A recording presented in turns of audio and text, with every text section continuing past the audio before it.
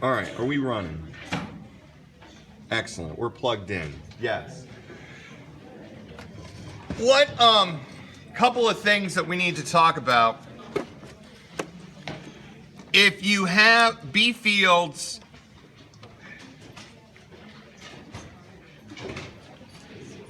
are created by currents. And if you have an infinite wire with a current, the B field, according to our wrap rule, comes out and goes back in.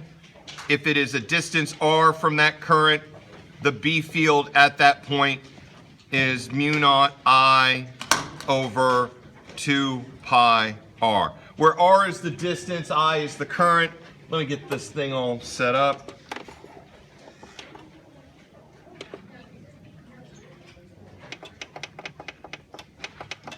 Okay. If you have an arc, and we talked about these, the only point that is useful is the center of the arc, and B is equal to mu naught I theta, where theta is that arc that's spanned over 4 pi r.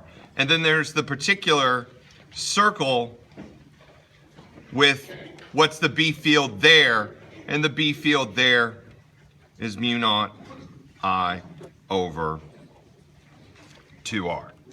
And we talked about the derivations of all of those. The B fields add up. So the sum of the B's is equal to B1 plus B2 plus etc. If the B field ends up being out of the page, it's positive. If the B field is into the page, it is negative. So this is just a quick summary of B fields. You also have a charge in an external B field. You have, and this is a B field, what? How is it created? Well, it's created by current. Well, how? Well, it's a lot like when we said you had a room of E field. It just is. In this, in an external E field, we've set up the B field, and let's say that it is out of the page. If you have a charged particle moving with a velocity vector v, that the magnetic force on that particle is QV cross B. Now, if you wanted to simply figure out the magnitude of that force, so the force without the vector, it's just QVB, where everything is magnitudes. For this, it's direction only. I only use that. Now, for physical science, or not physical science, for Cal-based physics, they would use that. Then they would use a lot of math. But for us, what we use this for is for with the right-hand rule to determine the direction. V towards the top of the page, B out of the page. The thumb moves to the right. So V cross B is to the right. If it was a positive particle,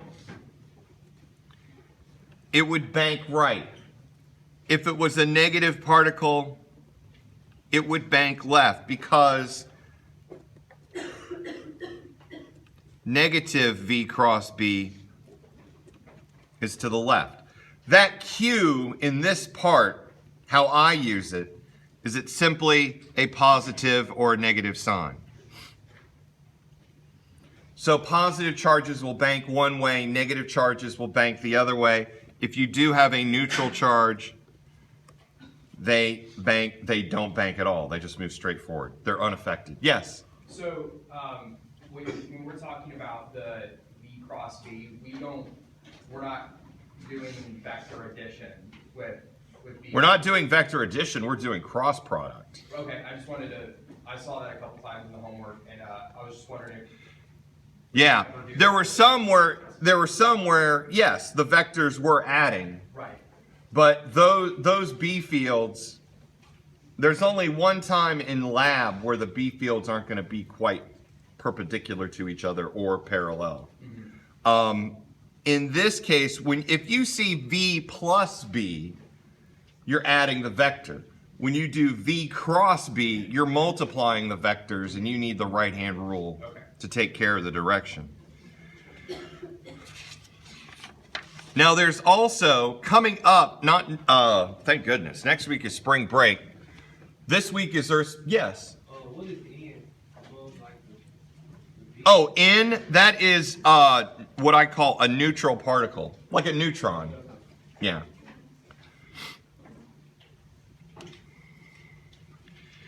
This week you're doing Earth's magnetic field, or most of you are done. Not next week, because that's spring break, thank goodness, but the week after that is current balance. If you have, so just as wires create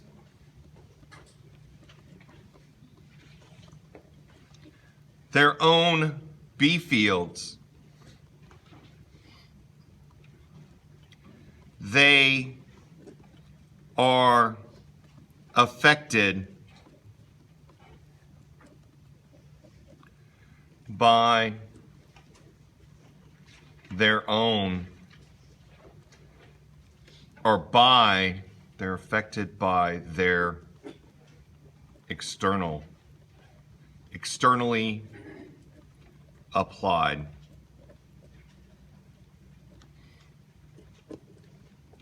B fields. So if we had a B field that is coming out of the page, and we had a wire where the current is going up, what happens with this is that this wire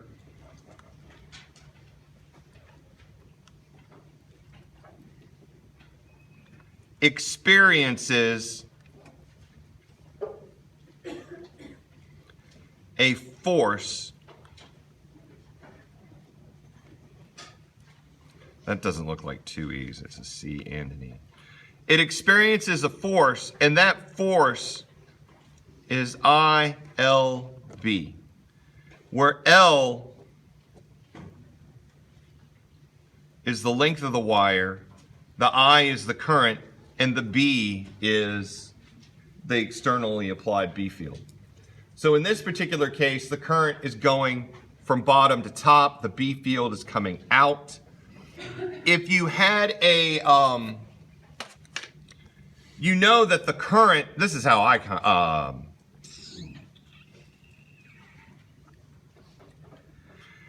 you can think of the current, and this is how the analogy would go, is if you had a string of negatively charged particles going from top to bottom, that's the same thing as the current going from bottom to top, because the current is always opposite of the electron flow.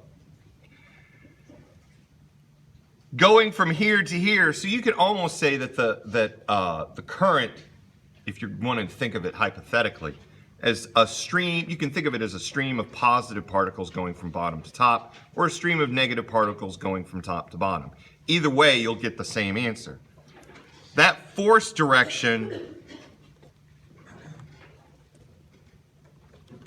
is just I cross B.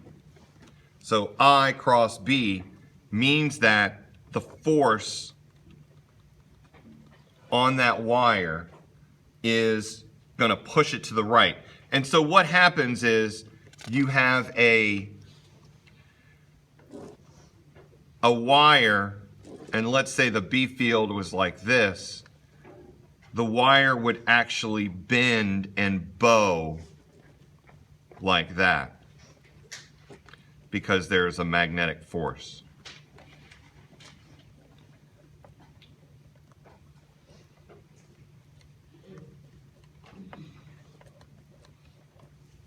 And so if you flip that B field with the current going up, it would flip in the other direction because I cross B produces a magnetic force to the left.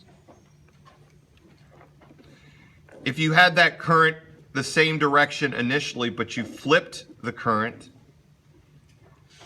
I cross B produces a magnetic force like this. So the force on the wire gets pushed to the left.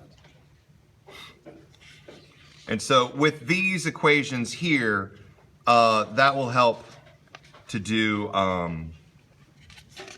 oops, 213 coming in there. You'll be able to do, there's one problem. I think you guys have the bar with the current and the springs. Yeah, that one has history.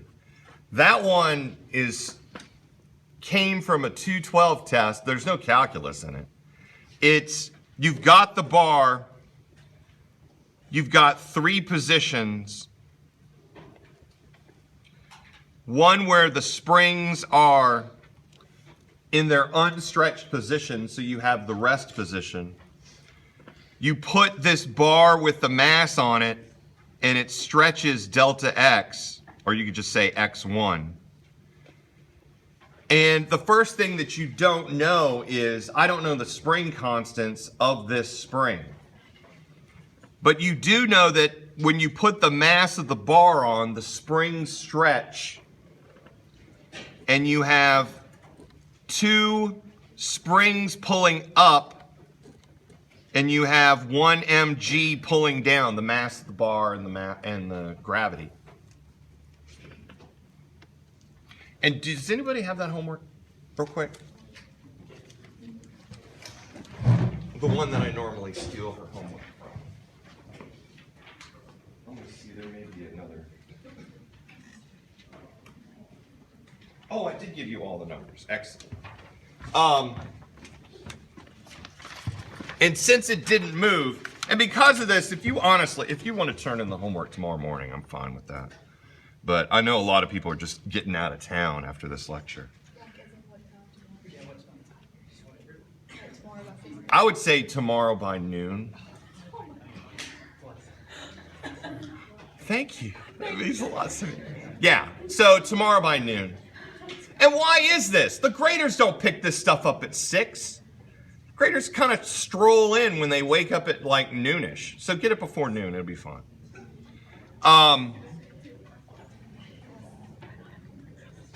The sum of the forces in Y is 0. Why do you know that? Because the bar, that is the most excited you've been all year. Okay. So the sum of the forces in Y are equal to 0. So you've got 2kx1 pulling up. There are 2 springs pulling up. And then minus mg pulling down. And what you do is you solve for k. Because you're given x1, you're given the mass of the bar. And there you go. So the first part was to determine what that spring constant is.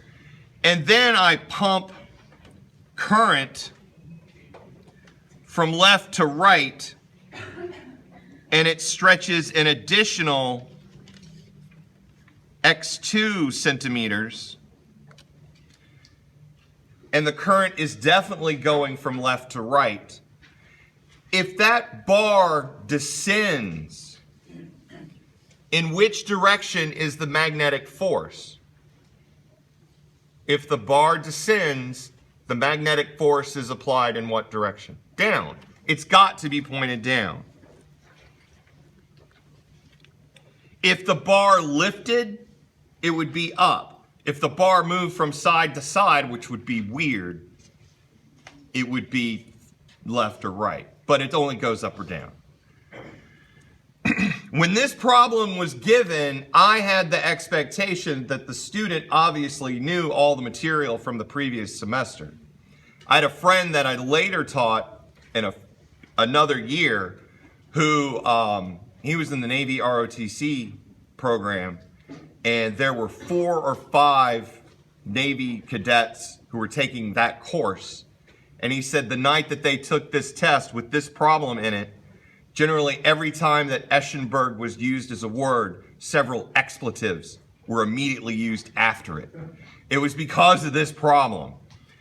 And I was like, it's not that bad. You sum up the forces to get K, you hit it with the current, now you know that the sum of the forces is still equal to 0. There's still a 2K delta x, where now the x is x1 plus x2. There's still that bar hanging there, which is minus mg, and there is that magnetic force, which is ILB. And the only thing that you have to worry about is what is the magnetic field strength, because I is given is 0.3. L is given 0.45. Mass is given, which is 2. K is given because you just solved for it. Solve for B. Now the real question is, what B field direction is it going in order to produce the magnetic force that's down? So what you have to do is you have to kind of do the right-hand rule, but where the you've got the first vector and you've got the third vector, but you don't have the second. Now, traditionally for these types of problems, the B field is either going in or out of the page. So you only have two choices. You know for a fact that the first current is going from left to right. Now I'm going to do it the wrong way first. I'm going to say that the current, the magnetic field, is into the board. That produces a magnetic field force that's up.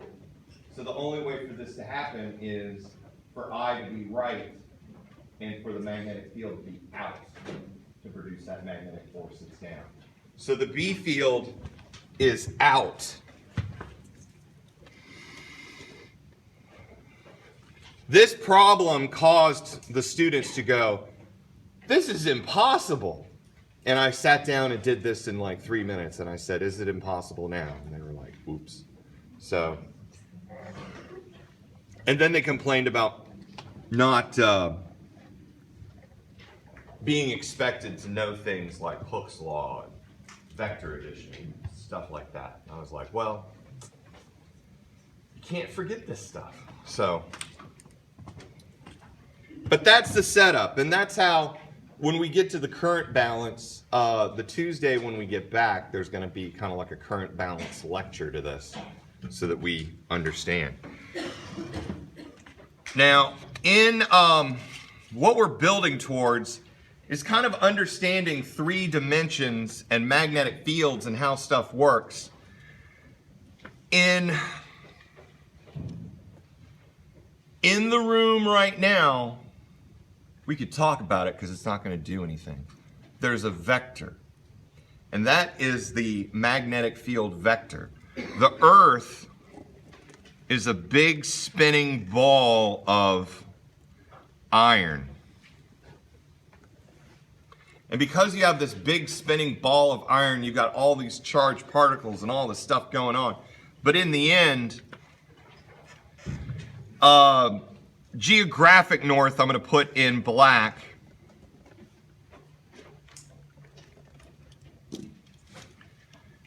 But what we notice is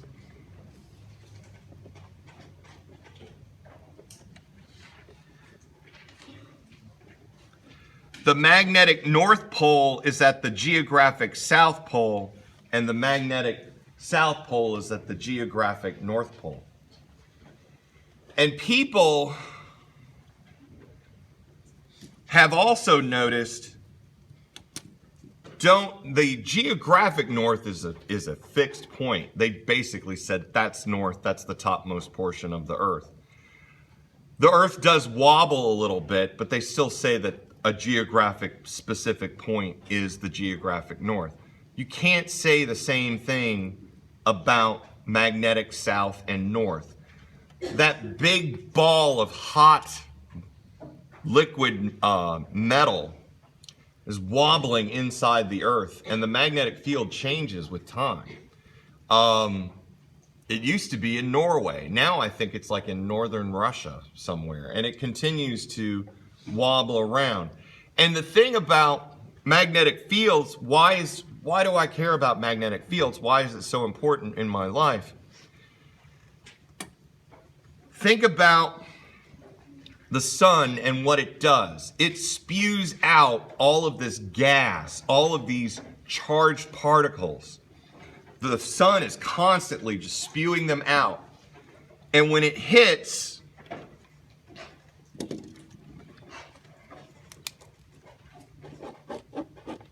the magnetic field of the planet, it curves away so that the charged particles, most of them don't hit the Earth or don't actually reach down to where the sensitive big bags of water known as people are.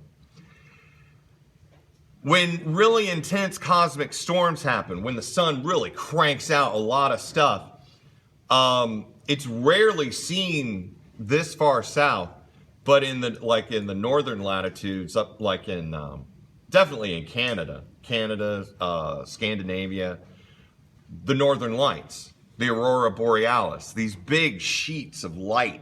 And really all that is just a bunch of charged particles slamming into the Earth's magnetic field and then accelerating and moving in a circular orbit and basically delivering all their energy into the atmosphere, the upper atmosphere, or being diverted off into space. That allows us to go outside without instantly turning into a crispy little just nugget of flesh. Why do we get sunburns? Because we're being bombarded by a sufficient level of particles, or ionized particles, charged particles, photons, all that stuff, so that eventually, what is a tan? A tan is merely your skin being damaged and reconstructing in order to prevent further damage by the sun. I mean, you're basically just a big high-energy particle experiment. Just particles slamming into you, and it's that lotion that you put on that prevents the penetration of further particles. So what's all this about? The Earth's magnetic field, if we're looking at it from the top, so from the ceiling, and right now we're going to kind of do this in a perfect situation. The B field, if we're looking at it from the top, comes out or comes out the top of the roof in the back, and it goes into the floor towards the front of the room. So we have a B field, an imaginary vector, just coming down and into the floor. So if it was like, if my hand was the back of the vector, it would be just going up into the attic like this. The goal of this is to find that strength of magnetic field. From the side, if now we're looking at it from the side,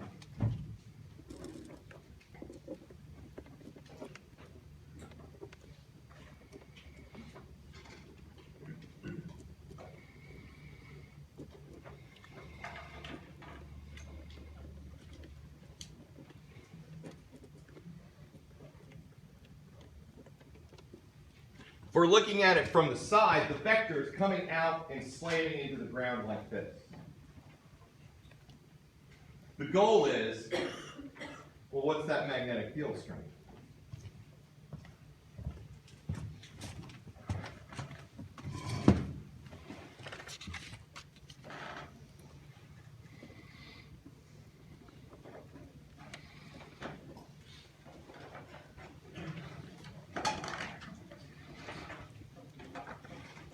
What we first do is we apply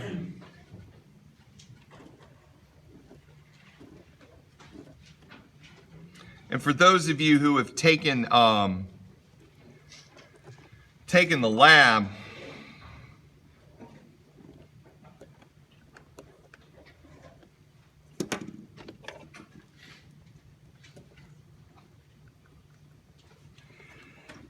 there is a coil. It's about a circle, about like that big around, about like 6 inches. And it's not one coil, but it's many coils. And this B field of the coil is in mu naught I over 2R. And you're going to figure out like all the stuff that goes into it. You're going to apply a current to the wire. And what's going to happen is at the center of this disc, or center of this coil, there is a compass. And what happens is that compass, initially the compass should be aligned in the direction of the Earth's magnetic field. And now it's adjusted. Well, what that is it's the sum of two vectors, the B coil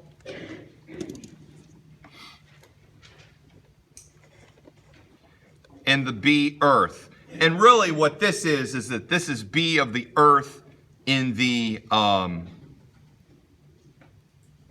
we can call it in the Y.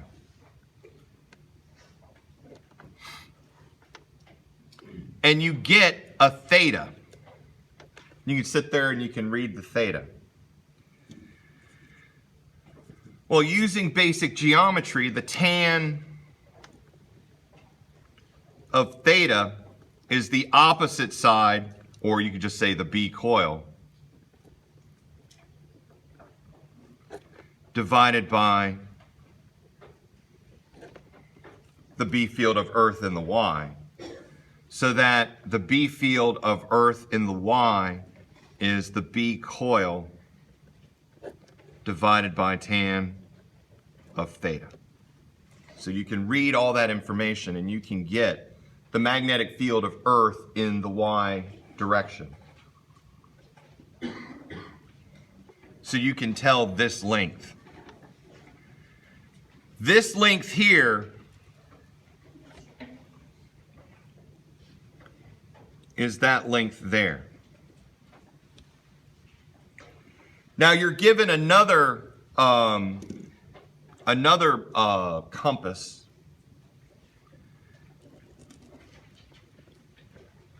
And that compass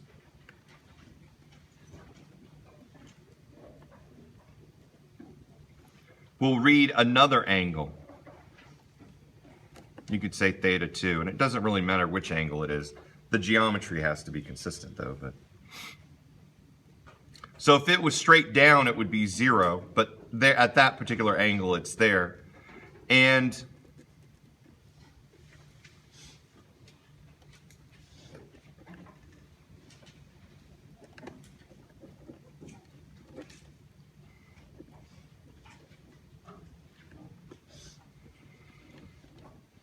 the way that the geometry is set up, so this is from the side, and that's from the top. You can get BE now because sine of theta 2 is BEY over BE.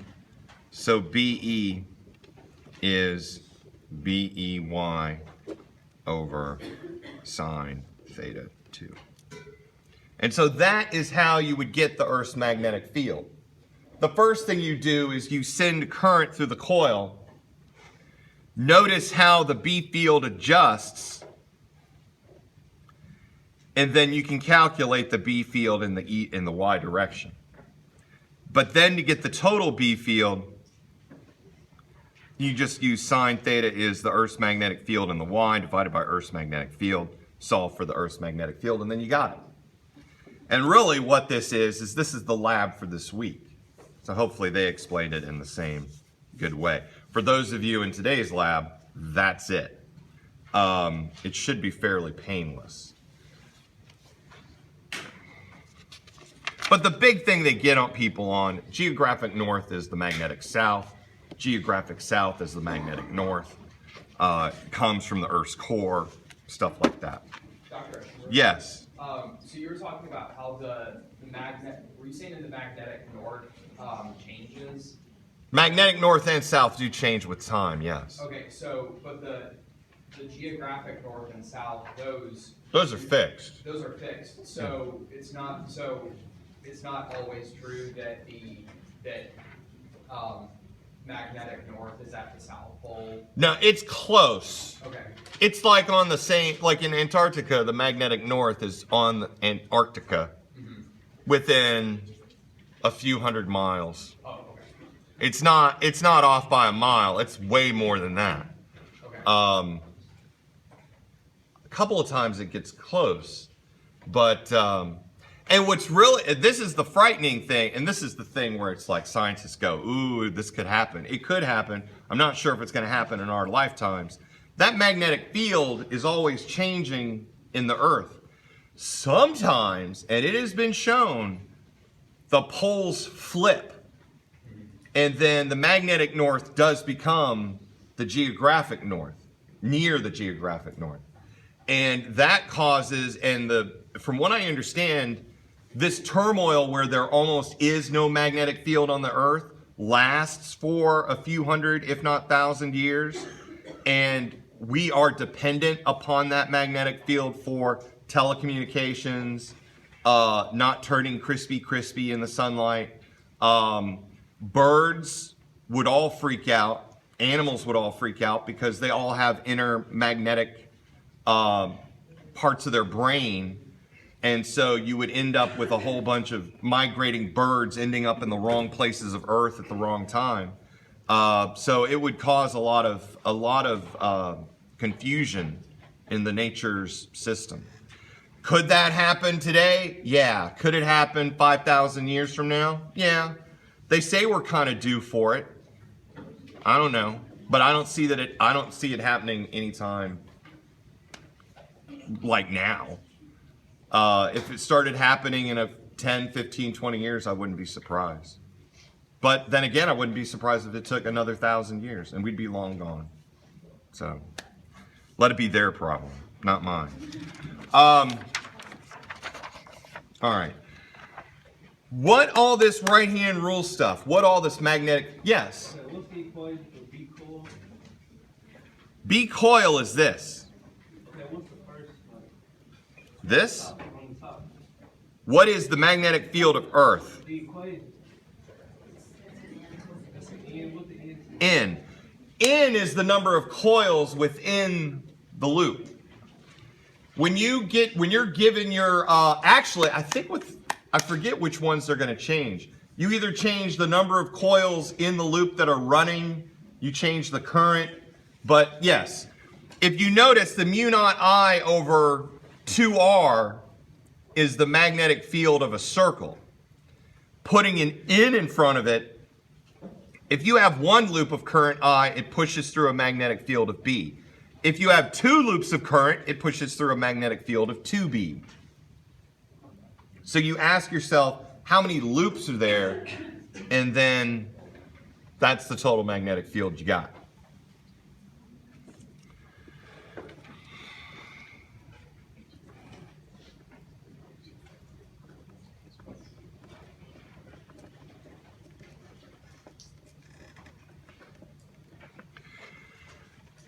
What we're really building towards, one of the big concepts in test 2 material, and it is going to be one of the major test problems, is magnetic induction. Magnetic induction, you may have seen this, the script E, and they say it's electromagnetic force.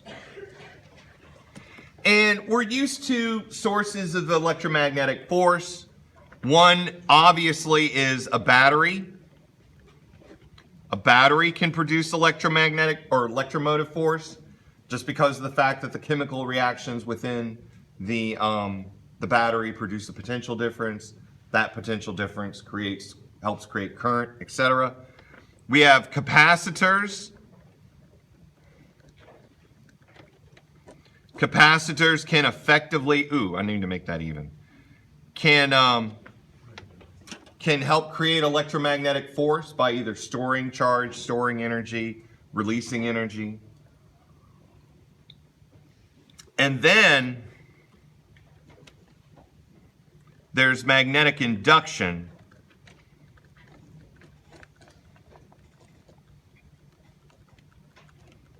which is kind of a,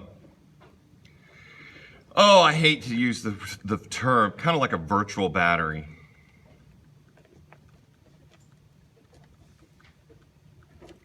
There's no battery there, but you could tell something's going on.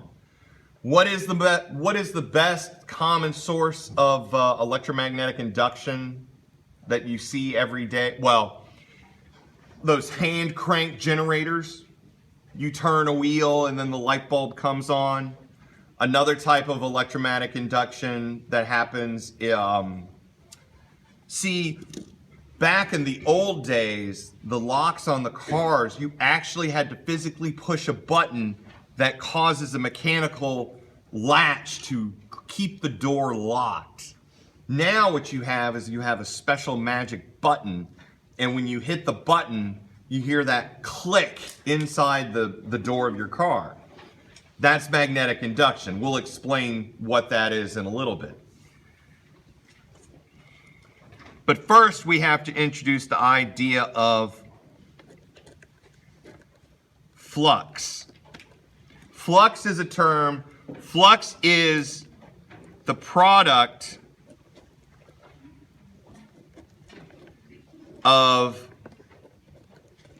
E field times area or B field times area.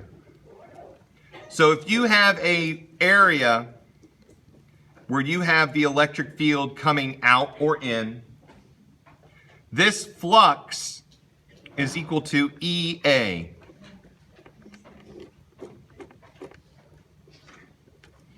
And it is called phi sub E, capital Phi. If you have an area where you've got the magnetic field, B times A is capital Phi sub B. This is called electric flux. This is called magnetic flux.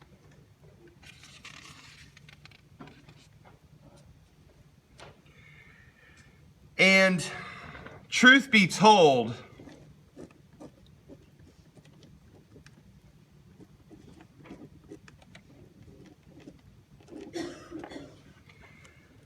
phi sub B is BA cosine theta, where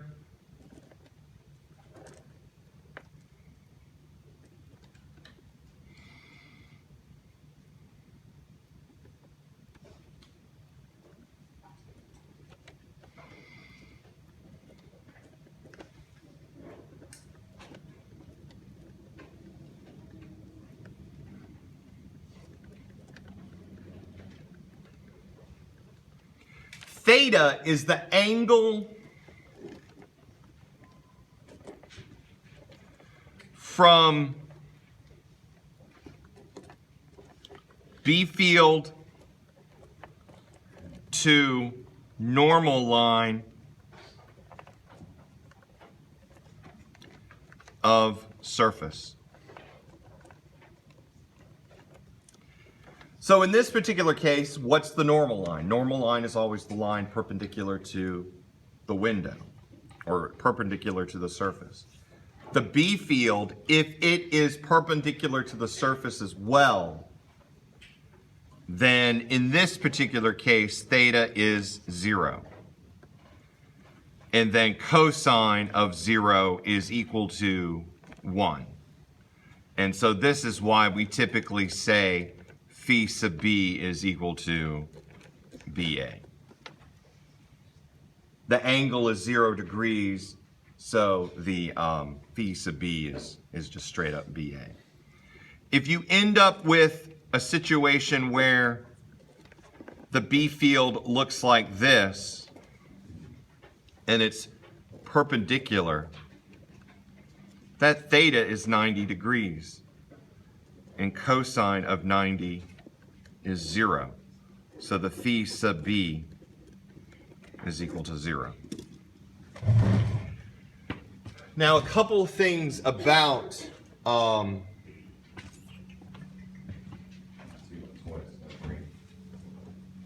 it's definitely one of the downsides of not doing that. All right. This is the surface, the chalkboard. You can also think of it as a window. What's the normal? The normal is my hand.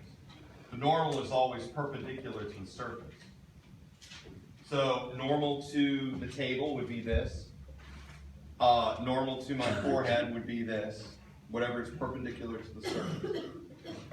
Now, if the B field is going all in or all out, the direction of the B field is also perpendicular to the window, or to this. Now, I'm going to make the analogy of flux is a lot like wind. If the wind is traveling straight in or straight out through the window, that theta is 0 degrees, because the vector of the wind and the vector of the normal vector, they're both parallel. The angle between the two is 0. So there's wind coming through here. Well, how much wind is it? Well, it's the velocity of the wind times the area of the window. So in this case, you can think of flux as the volume of air passing through the window. If the wind is just going up or down, but not through, the vector of the wind is running parallel to the surface, but it's running perpendicular to the normal vector. That's 90 degrees. The cosine of 90 degrees is 0. Therefore, in the case where no wind, or the wind is passing parallel to the window, there are those weird times where you open up the window and all the wind is just going side to side. It's not going in your room. In that particular case, the volume of the wind is 0. Makes sense. Now, some of you may ask, well, what happens if the B field is at an angle? We leave that to the Cal-based physicists. In a Physics 214 world, our B field is only going to be perpendicular, straight in or out of the window, or parallel. We're not going to mess that up, because that causes little hearts to, brains to explode, all that stuff. Was there a question up here on the left? All right.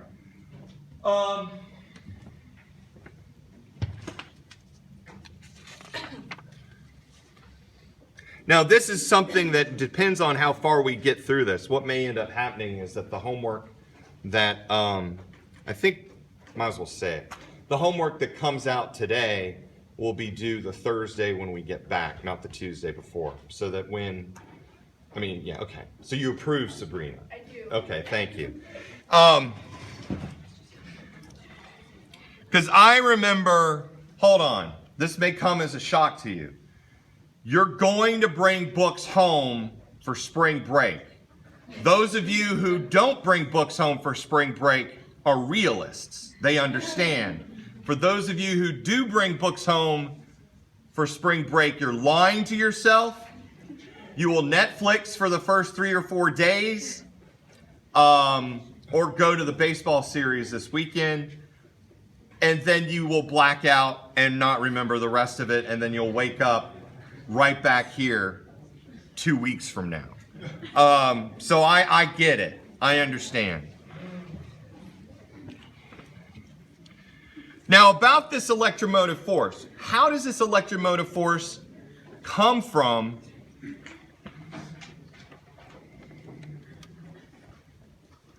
comes from Faraday's law. Now, technically, Faraday's law is written like this. There's a minus sign and everything. Electromotive force is equal to negative d phi b dt, or the change in magnetic flux with respect to time.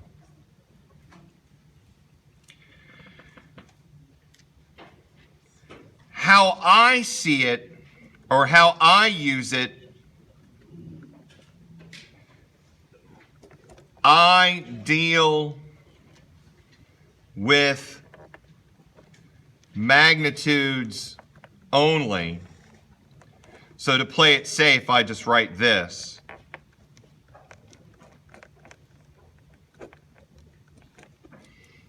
And I just write it like that. I really don't care about the minus sign in this case.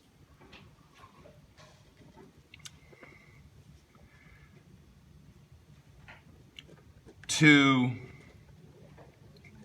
deal with the minus and plus signs, I use Lenz's law, or Lenz's law. L-E-N-Z apostrophe law. We'll get to that if we have enough time. So what I got to do right now is I got to talk briefly about this d phi b dt. Now, there is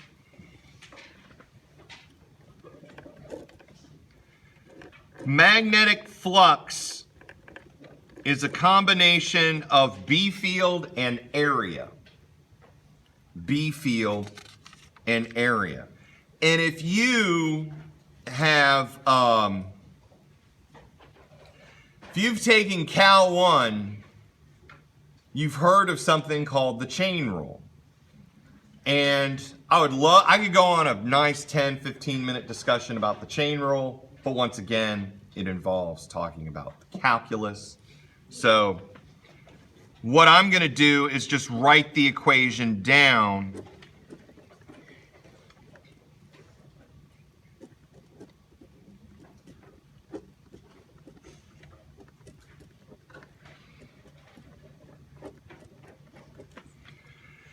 Magnetic flux consists of two parts, the area and the B field itself. If you want to understand the change in magnetic flux, you have to understand how the area changes and how the B field changes. In 214,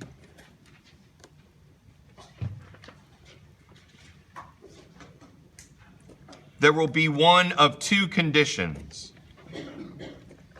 A doesn't change.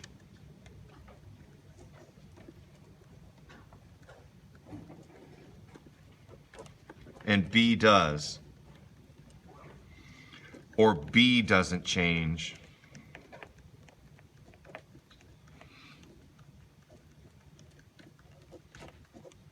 And A does. In the natural world, A and B change at the same time, and heaven help us. But in 214, we're keeping it simple. In upper division electrodynamics, A and B change simultaneously. And oh, the fun that is. But for this, we've still got our little floaties on. We're still in the wadey pool. So we're not going to go to the deep end. I just show you don't go over there beyond the rope. Stay in the kiddie pool. Not face down. So if A doesn't change and B does, so in the case of 1, if B changes, d phi b dt is equal to A dB dt. Oop. Yeah, B does. B doesn't change. That d phi b dt b dA dt. So when you have a situation where the B field is changing, you use equations like, or the equation like this. If you use changing area, then you use an equation like this. On the test, now that I have your full attention, when you want the class's attention, you say test, final, bonus credit, stuff like that. On the test, you will get one of these two situations. It will either be like this or like this. Now, for the test, you don't know which one I'm going to throw at you. Could be that one, could be that one. But once you crack that test open and you look at the back page and you see what problem I am giving you, you know immediately what's going to be on the final. If you see a problem like this on the test, that one will be on the final. If you see that one on the test, then that one will be on the final. It's guaranteed. So what do problems like this look like? If you look at the, when you look at the problem set that's coming out later today, or if you look at the problem sets that I've given in the past, and you can be my guest, find someone else's old homework from that problem set, it's basically the same thing. If you see something like this, the area doesn't change, but the B field does. Typically what happens, it is a ring in a B field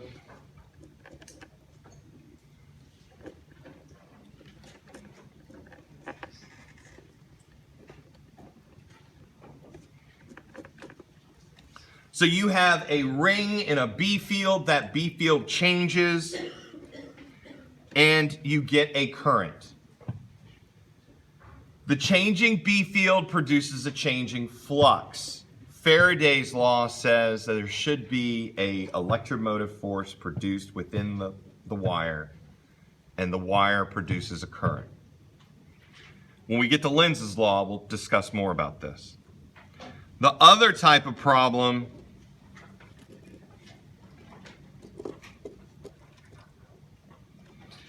is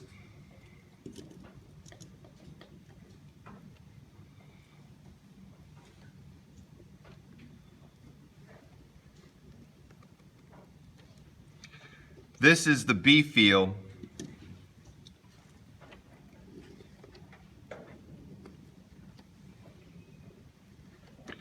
This is a moving bar. It could move either to the left or to the right with a velocity v. And a current is produced in that wire. So to draw this in a bigger way,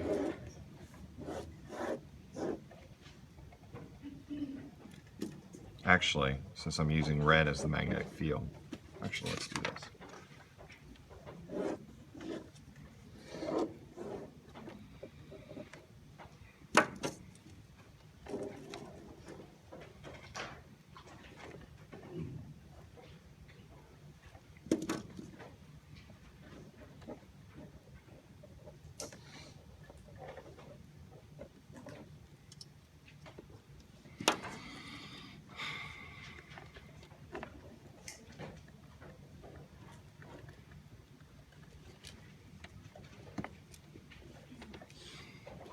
And typically this wire, I give them a resistivity, or I just say resistance. Which makes it really interesting because I use resistance as capital R and then I use radius as lower r. So if you see something like this, you know that the electromotive force magnitude is A dB dt. If you see something like this,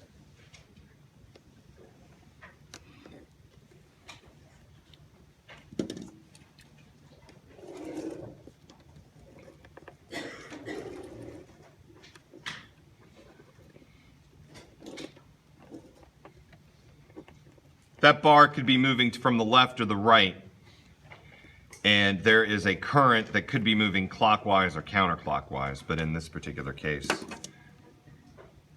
So B and dB dt is equal to 0. Now, in the case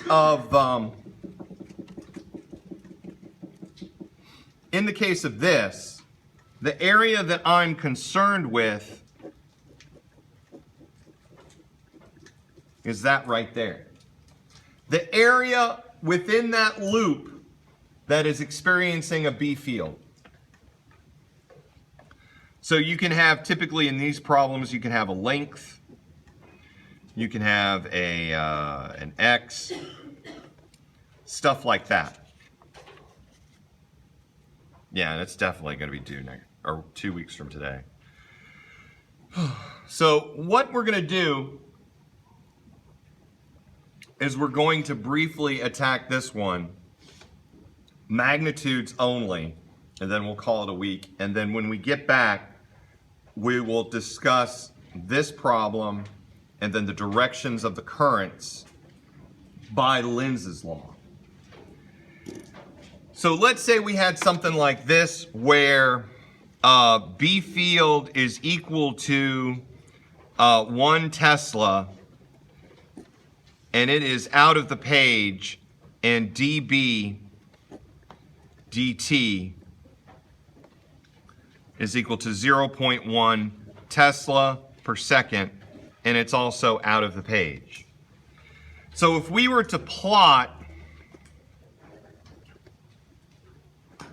the B field as a function of time,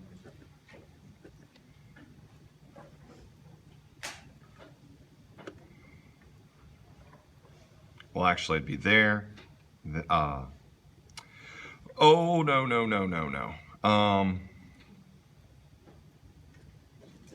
It'd be there, there, and there. So the B field would be gradually getting bigger out of the page.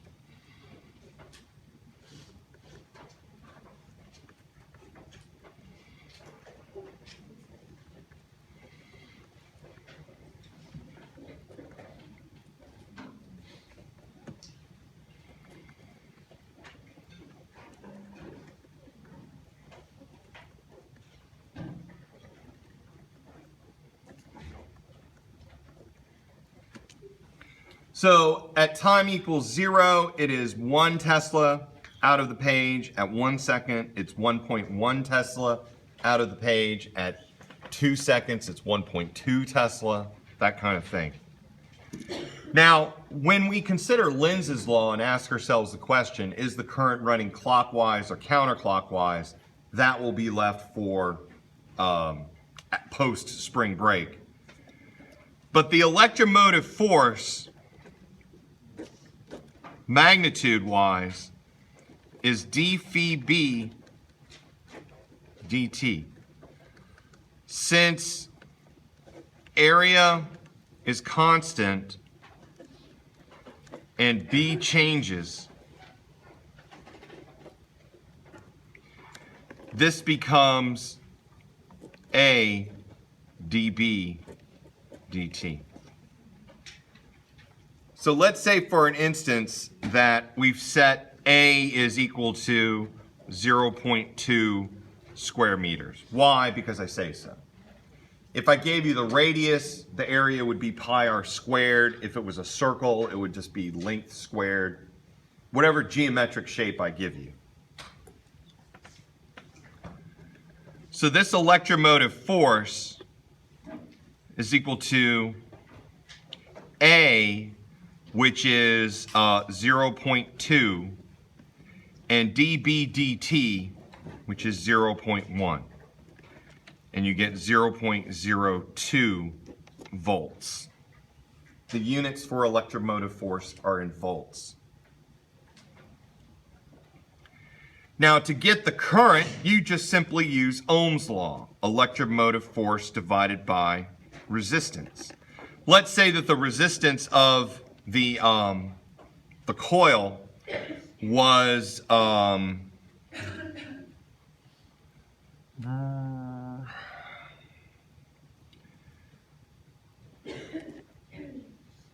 milliohms. So it is 10 times 10 to the negative 3 ohms. So this becomes 0.02 divided by 0.01. So the current is 2 amps. And so that's how you get a very simple current out of this.